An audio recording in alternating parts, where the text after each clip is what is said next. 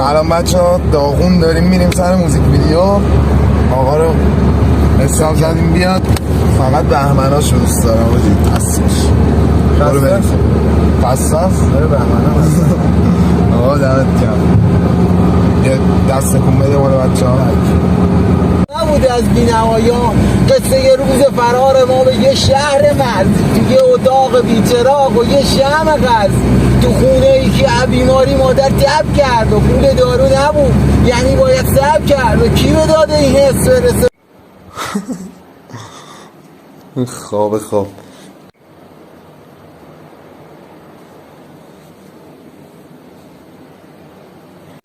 بالاخره کارگردانم گیر آوردیم. این کافه، همین کافه.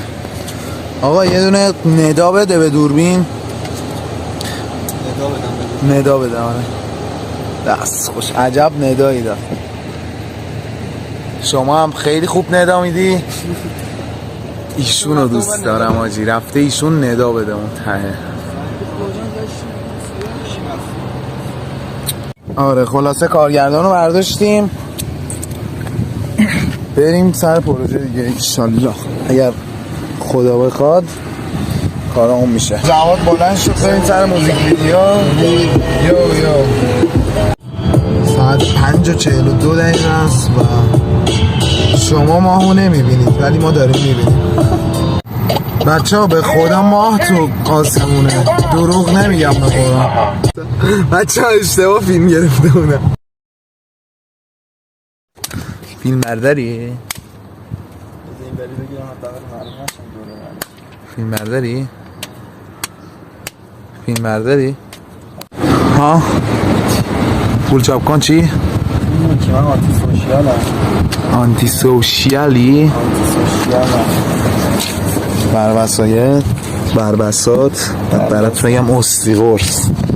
صندوقم باستون بزنم.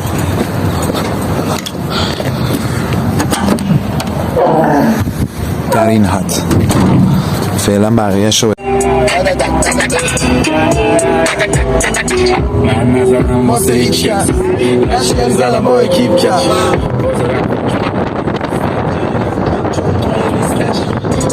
ناموسم وسط موزیک ویدیو اینا دارن از خودشون عکس میگیرن. این که پاچیده ها. واسه داشت کنه کم بودن یکیونم اضاف شد. اسکی سروشی یه چاقال داستی کشان کل ما تپکای داشت بود. ناقص میده با بار یکی ثانیه وی درک بالا تو جان بره توی پن تو کلی توی رنج اصولیا تو برای چانم بکنی دار با ویای ویگو دادا نکنم خودمون چند تا داشتیم تو خیابون. چه این فیلم برداری تموم نمیشه لاشی. ریاکشن بالا لاشی شده در نیگروخ میگیری دیگه. نیگروخ نگیری چی بگردی رو حرفی نداری. لاشی باشه نگیری میخوام بگیرم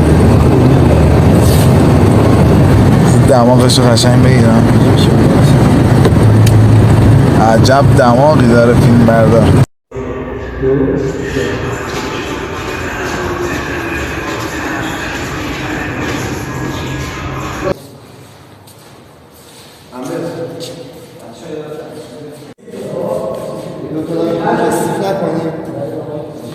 فیلم بردار